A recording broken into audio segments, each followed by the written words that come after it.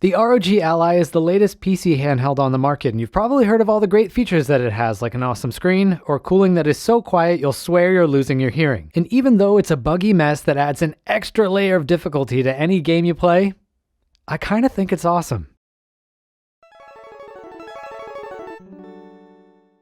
This video is a bit late out the gate, and the reason why is a long and frustrating story that I was originally planning on telling, as I did in my first Steam Deck video, but I ultimately decided against it. The spark notes of this story is that this device failed shipment to me 2 times over the span of 2 weeks. I didn't want to go 0-3, so I booked a 1,600-mile round-trip flight to pick up one of these from a nice AMD employee at an airport. If you factor time and money into the equation, I am well over the cost that this goes for just to have it on this table, but that doesn't really matter. I'm just happy to have it, and I'm excited to see if it lives up to the hype. And let's kick things off by talking about the feel and the comfort of the device. This doesn't feel like I thought it would when I'm holding it in my hands. The material on this is a lot different than the other handhelds that I've been using lately, and pretty much all of the other Windows handhelds that I own. The texture of this plastic is not common in this market at all, and I really like it. They did a lot of great things on this, especially with the textured print on the back. We have companies that do all kinds of different styles, but usually we'll have some that will do like a smooth texture, and this one is a completely different mix. Definitely does add a bit of extra grip to it, but I think it makes this device feel like it's not a cheap product. A lot of this feels like it's well thought out. There's a lot of attention to detail here, and it's something that you kind of just have to hold it in your hands to be able to respect.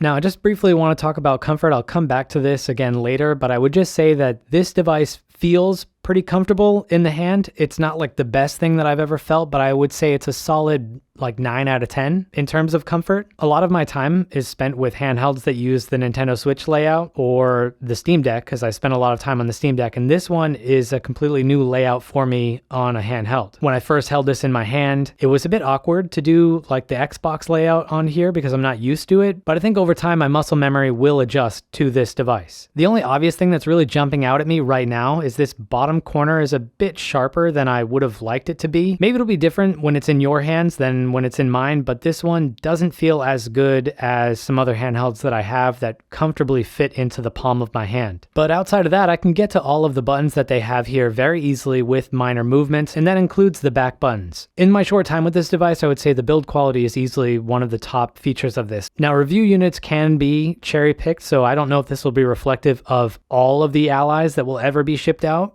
but this one is a good showing. If I was really trying to nitpick, the only thing that I could find on this device that is not up to the scratch of the rest of the device is this back button right here. This one feels a bit different than the one on the other side, and it was obvious to me right when I first held this device in my hand and I was going through and testing all of the buttons. Outside of that, this product easily feels like it could have been a $1,000 product. Like the components here feel really nice in the hand, especially compared to other products that this thing is competing with. The last thing that I want to mention in this first impression section are my initial impressions of the buttons. So let's just start rapid firing through these. These 4 buttons that are in the middle are really nice. I really like the offset style of these buttons, and it's really easy for me to know which one of these I'm pressing without even looking at the device. This is the kind of small attention to detail stuff that you don't usually see in other products. The ABXY buttons use conductive rubber, and they are pretty chunky. I think more than anything else, these guys really remind me of the Steam Deck, and that's a good thing because I like the buttons on Steam Deck. When I first saw the D-pad, I was a bit worried that this thing was going to suck because, to be honest, I haven't really seen a handheld that's done a stellar job at a circle D-pad on a handheld. Like, it can be done, but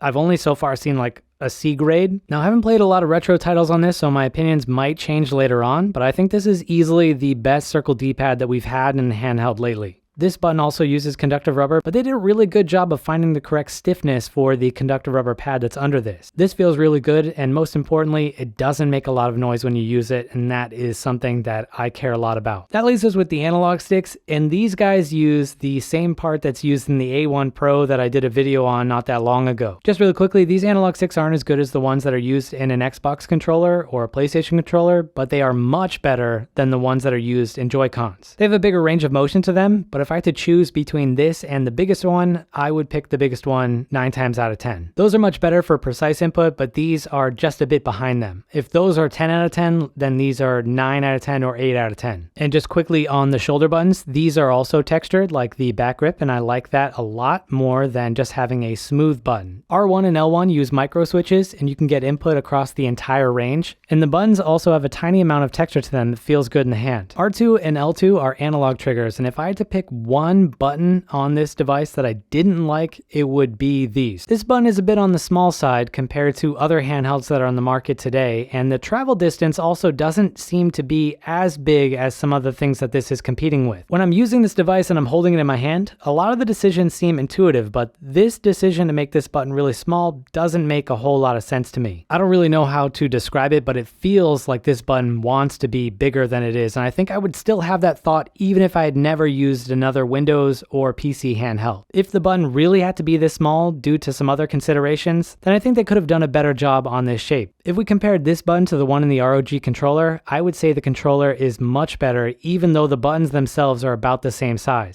This style is much better for a trigger button than something like this. That leaves us with these back keys, and these aren't really that impactful for me. I haven't used them a whole lot outside of some macros that are set up for some Windows interactions, but they are nice to have nevertheless. In this section, we're going to talk about software and TDP. This video is a little late out the gate, so I think if you're interested in the Ally device, you probably already know about the software that's here, so I don't want to spend a lot of time talking about it, but I do just want to go over some quick points. The software on Ally is really controlled by these two buttons. The first one on the right side opens up the Armory crate, and this will allow you to add and launch games that you have installed on the device. Outside of that, if you want to configure any of the things that this comes with, you're going to be doing that in the settings menu. Now, there are a lot of things here, but I think the two things that you're probably going to use the most is the configuration settings to be able to change the buttons depending on the types of games that you're playing, and the lighting mode if you're someone that likes to customize your device and you never settle on one specific style for too long. If you're familiar with the Steam Deck, you're going to be right at home here because a lot of these menus seem very similar to the ones you can find under SteamOS. When it comes to the lighting configuration, you have a decent amount of settings here, and the LED lights that they have in this are actually pretty decent. Since this device is kind of bland, I tend to leave these on to give this a bit of extra pop. Outside of that, there's not really anything that you're going to need to come in here to use, but if you do use some other ROG accessories, you can update them inside this update center. The menu that you will use the most often is the one on the left side, and you can activate that with this button over here. This is going to open up the command center window, and unlike most of the handhelds that are on the market today, this one is on the left side. I added a lot of options to this menu, but I really only used the first 4 options out of everything that's here.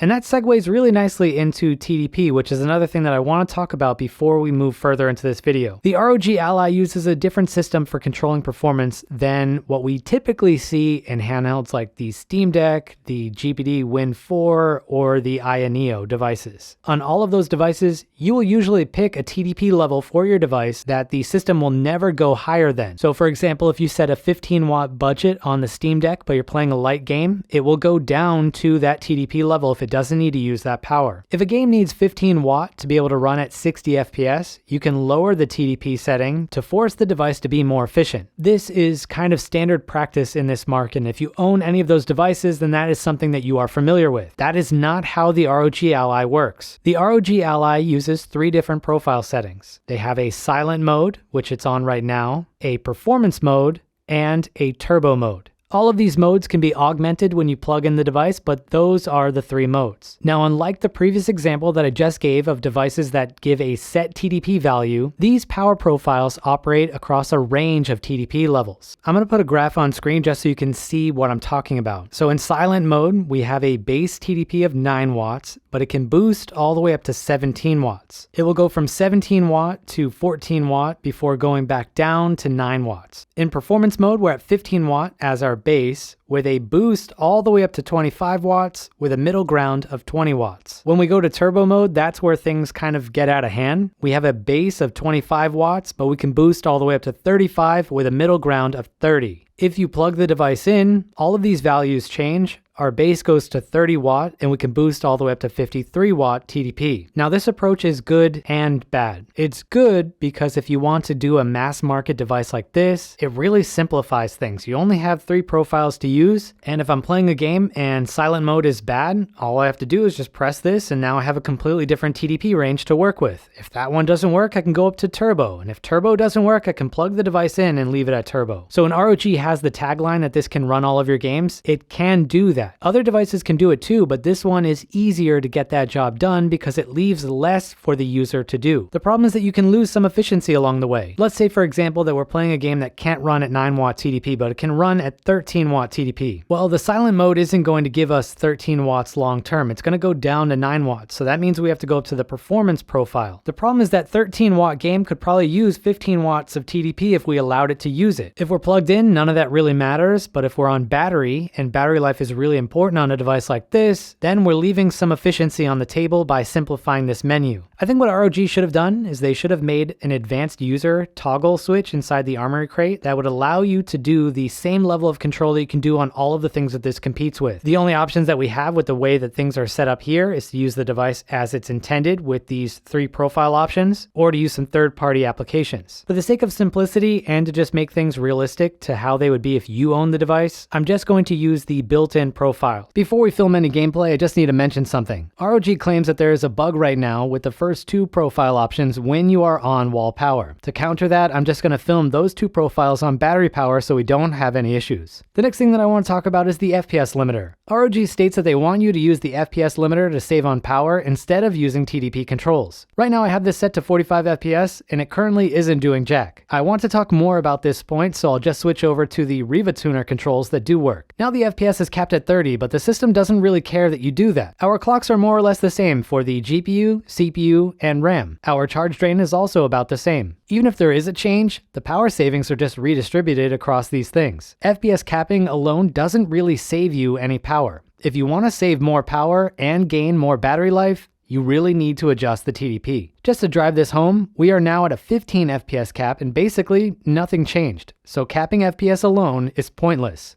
It can have some impact on power in some scenarios, but capping is best used when you want to even out frame times. It's not useful in the way that ROG wants it to be used. TDP controls work much better. And just to put a pin in this, I can run this game at 30 FPS with a 6 watt TDP cap using other tools. This is intended to be a light-hearted section, but I did want to go over the bugs that I found while I was filming this video because some of them are pretty bad. Almost all of them are related to the command center. In this instance right here, none of my controls work and none of the toggles in here work. This was the first time that I captured this issue on camera. After that happened, I did a reboot on the device and I found that I no longer have the control toggle option. My controls also don't work. I thought this would be a simple fix by just needing to add this option back to the menu again. Like maybe I accidentally pressed the X on it, but when I go back into the menu to customize the command center, it's missing. It's the Ally's world and I'm just living in it. I tried to restart some of the stop services to see if that would kickstart things, but nothing changed. After rebooting the device 2 more times, everything came back. This one happened later on in the filming process, but the device crashed while I was playing a heavy game. After a reboot, I was missing the controller option again, but this one was even worse because even the menu buttons didn't work. I only have touch input in this clip. There was basically nothing that I could do in here, and I rebooted the device 4 times trying to fix this. After the 3rd time, I was like, alright Ally, you win. I guess I'm not playing any games tonight, GG. The good thing is that this happened when I was almost finished with this video, but I really thought that I was going to be SOL. When stuff like this happens, I was instructed to generate a log for ROG to look at. I've already done that with a similar bug to this one, but I also made one for this specific bug since it seems even worse. Hopefully they can take care of this in the next few weeks. Out of all of the bugs that I faced though, this one was the most annoying. Whenever I would use the mouse mode, the system would just stop allowing the joystick to function as a mouse. I've never seen this happen in any other Windows handheld. The clip that you're watching right now is me trying to force this issue to happen so I have something to pass along to ROG. It takes a while to get it to happen, but you can see that I lose the ability to control the mouse several times. I found some strange workaround where I would open up the menu and then close it again to regain mouse control for a short period of time. The only way that I found to fix this issue completely was to do a reboot. It never fixes itself on its own. I found that you just have to keep your head on a swivel when you're testing the Ally because it'll just start messing with you. This is Oblivion, and I was having issues with the left joystick operating as movement in this game. I thought this was my fault because I probably mapped this button the wrong way, so I changed it from WASD to arrow keys. I can't really remember what this game is supposed to use, but I figured trial and error will get it right. After setting that, you can see that I can move before the joystick stops working again. Arrow keys are still mapped in the menu, and I'm in controller mode, so everything should work, but it doesn't do anything. This one is a completely unique bug, and even though it's still based around controls, I call this bug the rated PG lock. This is Far Cry, and I'm filming a later part of this video, and all of the controls have worked flawlessly up to this point. When I get up to this guy and I look into the window of his soul, the PG lock enables and I can't shoot him by spamming R2. Then the next thing I know, I'm looking at the sky and I'm shooting at a tree that didn't do anything wrong. I figured at this point that I'm basically screwed, so I decided to run away to check my buttons without being shot at. Once I'm inside the building, I'm able to shoot at the door for some reason, so I figured that my gun must work if I just press the button a bunch of times. The guy that was shooting at me has wall hacks, so he already knows that I'm fighting with trees and doors at this point, but he doesn't seem worried that I'm clearly deranged. I go outside and I start spamming R2 and nothing works. I then double up and just map fire to R1 and try again. At this point I'm being spawn camped by the entire map, but I just spam both buttons until it finally locked onto the building behind the guy and it let me fire off a round. I try to shoot again, but the PG lock is too strong, so I just give up and decide to play this game as a pacifist.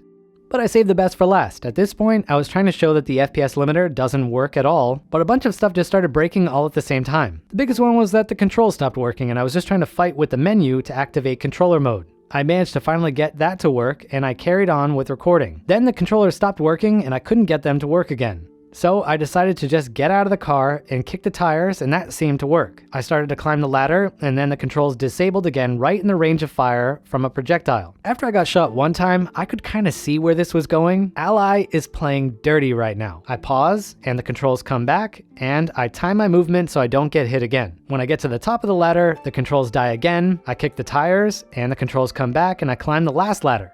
Then the ROG Ally gets the last laugh.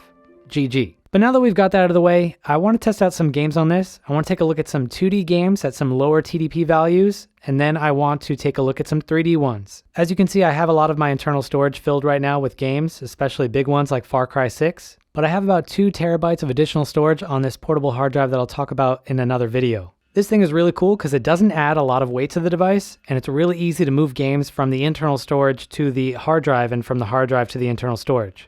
Alright, let's kick things off at 9 watt with the silent profile. This first game is an older one, but we can run Orcs Must Die 2 at 1080p high settings. Our next title is another old one. This is Oblivion at 1080p ultra high settings. This one runs about the same as Orcs Must Die. And as you guys already saw, this is Far Cry Pacifist mode at 1080p very high settings. This one runs very well, and the FPS can go well over 60 when we are indoors. Portal is a title that runs very well using the silent profile. We can go up to 120 FPS in this, and it's awesome to experience a refresh rate that high on a handheld. SteamWorld Heist can also run at a locked 120 FPS using the 9 watt profile at 1080p resolution. Here's an old favorite, Torchlight 2, also at 1080p max settings. Our FPS is a bit lower for this title, so we probably would need to go with a higher TDP profile than this if we wanted to max out this title. When it comes to Freedom Planet, we're using a bit more power than I would have expected given the fact that this can run on ARM processors with x86 emulation. I think we could probably get this game to run at 5 watt or 6 watt TDP if I came in here and used custom tools. Celeste is another title that uses more power than it probably needs at 1080p resolution. And just to round out this point, here's Stardew Valley, and I'm sure I could get this game to run at less than 9 watt if I use custom tools. Hopefully that hammers this home, and ROG will give us those tools in a future update. I did want to see if we could get a semi-modern 3D game to run at high refresh rates using the silent profile. Here's Battlefront at 1080p resolution, low settings with a 70% scale.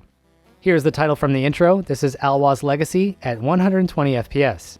Titan Souls is a new title for me that I picked up the other day. It had issues running at 1080p, so I bumped it down to 720p. Harvestella is another new title, and it runs great at 720p resolution.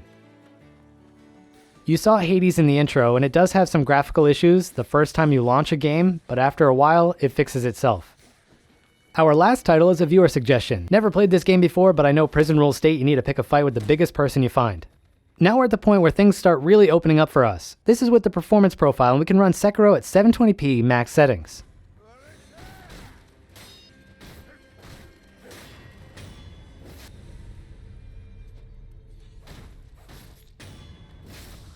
Shadow of the Tomb Raider is one of those rare titles that just runs better on RDNA 3 iGPUs. This game has a decent benchmark, so I'm just going to use that. We're getting good performance here with an average FPS of over 50.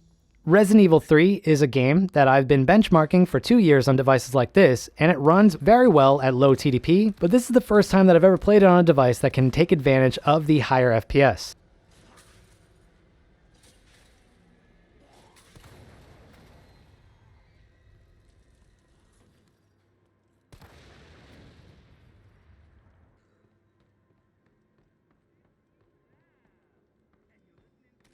Now we're into the big leagues. This is plug-it-in territory. We have Witcher 3 at 720p low settings, no FSR, and no dynamic scaling. If we bump up the resolution at 1080p, our performance drops a bit, and it doesn't really go up from here if we lock our TDP to 40 watts. Final Fantasy 15 gave me some weird stuttering issues, as you can see. Now, I thought this was due to the USB cable that I've connected to the device, but I connected my portable hard drive directly to the device, and I still got this lag, even though this never happened in any other game that I tested for this video. I decided to just see if I could fix this by transferring the game over to the internal storage, and that seems to fix things. This is a problem that I don't have on other devices, so I don't really know what's going on in this instance. But here's Final Fantasy 15 at 720p using the lowest preset. We're getting some really good FPS here, especially in combat.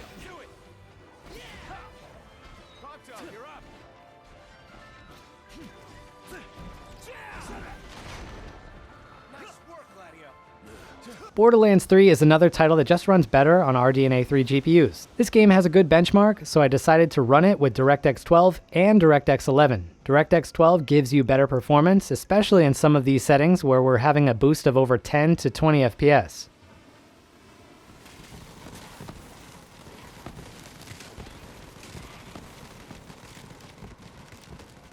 Once the test is done, we get an average difference of just 6 FPS. Here's Fallout 4, 1080p, low settings.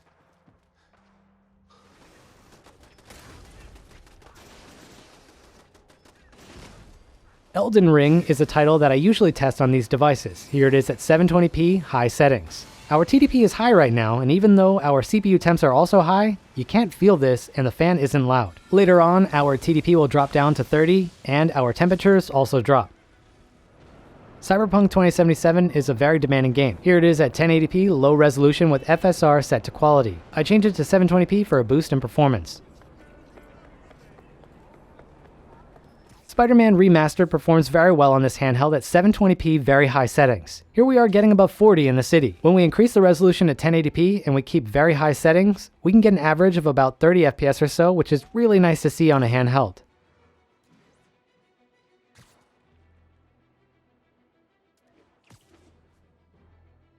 This game doesn't even boot, so I don't know what the settings are, but this is not ROG's fault. This is just a bad port.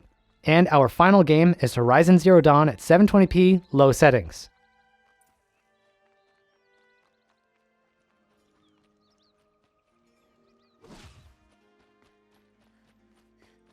So we just got done doing a brief look at the performance of the ROG Ally, but I still want to end this video with some of my overall impressions with this product thus far. There were a lot of times where we were really pushing the TDP up very high while we were playing these games, especially when the device was plugged in. Now the odd thing about this is I would never really use a device like this over 30 watt TDP. That's really kind of insane, especially when you are plugged in due to diminishing returns, but also due to the heat that the device can generate. The ROG Ally got a lot of hype for their thermal solution in this, and I think that I can comfortably say now that it lives up to that hype. This device is super quiet, even when you are cranking the TDP up to 50 watts. There's a reason why it's so good, and that is largely due to a different approach that this company took compared to other companies in this space. What ROG did with this device is they essentially said, okay, we're going to allow the CPU temperature to get up pretty high. We don't care about that because it's so far away from the user's hands, and we are going to do everything we can to make the fans not make that much noise. I don't know if this solution would work in every device, but it definitely works here.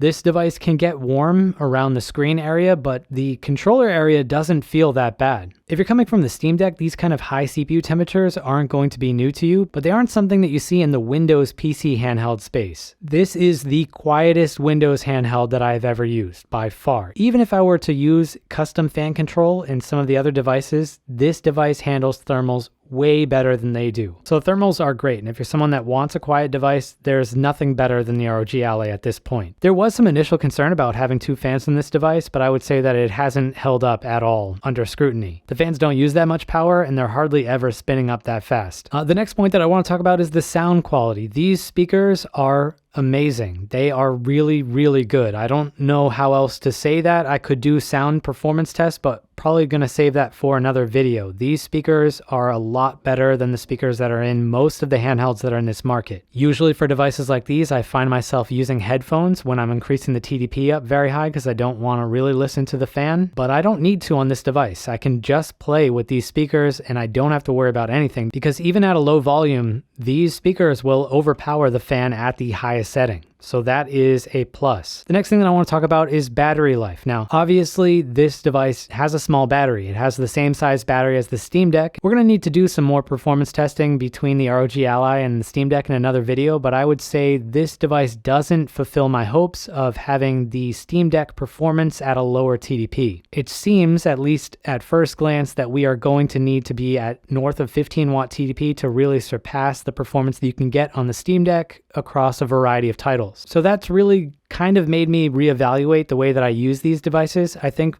for something like the ROG Ally, where it's such a good device, I would really invest in a portable charger because that's realistically going to get you the best experience when you're using this device. If you're someone that owns a Steam Deck or you have Steam Deck accessories, one of the good things about the ROG Ally is that it can use pretty much all of the docks that are out there. This is a cheap one that I bought for around $10 or $20, and you can see that this base area here is more than capable of holding the ROG Ally.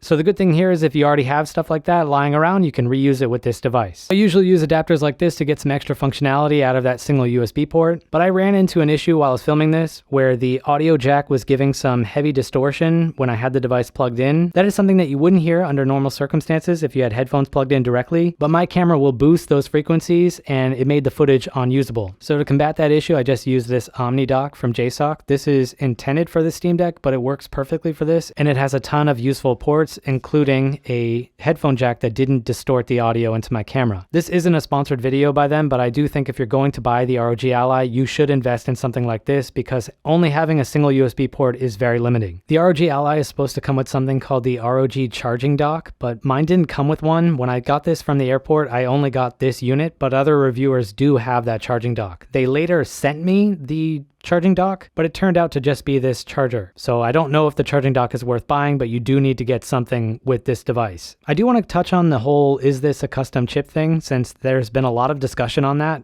ROG and AMD have been kind of coy about the changes that they did or didn't do with this chip, and based on everything that I have seen thus far, this is not a custom chip, at least not at this point. It operates exactly like all of the other 7840U handhelds that I have to a T. There have been some benchmarks going around where this is not the case, and there is a huge lead between a 7840U and this device. So I went and did the exact same benchmarks on 2 of the 7840U handhelds that I have and my ROG Ally, and I found that the ROG Ally is right in the mix of those 2 devices. One of those devices has higher RAM speed, and the other one has the exact same RAM speed that this device has, and you can see the data is pretty close. Since the day they announced this device, I was really hoping that we would get some custom work done in here, especially for the lower watt TDPs, because that's something that I really care about. When they published the data for the reviewer guides, I saw one benchmark that kind of stood out for me. They had a 9 watt time spy score that I had not been able to achieve on any of the 7840U handhelds that I had tested. I also was not able to achieve that score on my own ROG Ally, so I don't think that data is valid at all. If it ever was valid, it was probably because the testing device was boosted well over 9 watt TDP for the duration of the test. That's the only way that I can see that that score is possible. But that kind of leaves the question of how other devices are performing so much better than this device if they also have the same chip. That's kind of a bigger topic that I don't want to really wade into with this device, but I would say if everything is level and every device is doing the same thing, this device has no difference compared to any other 7840U that's on the market. You can do stuff to make a 7840U handheld perform better in benchmarks, but I don't think that ROG or AMD will do those changes in this device. One of the devices in my benchmark was adjusted with the same change that I think was done in that other device, and it can basically match that performance. The ROG Ally, at least in the US, is selling for $699 during this period, and I would say that that is a really good price for what this device offers. I think the best thing that I could say for this is a $1,000 device that's cosplaying as a $700 device. The screen in here is great. It's probably better than every other thing that's on the market, but I still need to do some testing. The controls are decent. The thermal solution is the best that I've ever seen. The speakers are awesome. Everything just checks a lot of boxes. The only thing that really stands out as a possible area for concern for me is the software. The software right now is pretty jank, and to be honest, the team at ROG has a lot of work to do in the next couple of weeks to get this thing ready for retail release. I would say that I'm not concerned that they can't do it. ROG is a huge company compared to the other ones in this space, and they can hire talented people that can get that work done, especially if they're working overtime. I think after all of the stuff that I had to go through to get this device, including basically paying for a large portion of it, I really like it. If this device ever came out in a black color, I would definitely buy a second one. And I don't know a bigger compliment that I could give this. That's gonna wrap up things on this one. If you enjoyed this video and you want to take a look at another one, feel free to watch my video on the A1 Pro. That's another device with this same processor. Happy gaming, everyone. Taki out.